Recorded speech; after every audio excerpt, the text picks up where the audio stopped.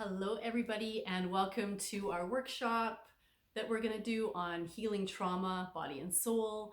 Third week, we're going to talk about intergenerational or generational trauma. Did you know that trauma actually gets passed down from generation to generation, so much so that it changes your DNA? I'm always so amazed by that fact. Like, it's just mind blowing to me, but it's so true. Like, True. you can see the patterns in our history of our family, Mm-hmm. very much so. But this is the part I'm so most excited about, is that we're going to be doing some family constellation work within healing that kind of past trauma that's been in our families.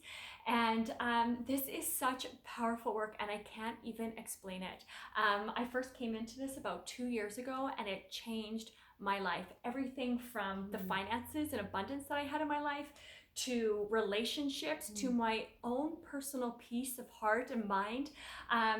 It's really great work to connect back to ourselves and really leaving behind what didn't serve us so that we can walk forward in our true authentic selves. I don't even have words to describe how excited I am for this. Very good. Right. We're going to show you some coping strategies, some techniques, some breathing exercises, things you can take home with you, and transformational, I think, right? Yeah, definitely.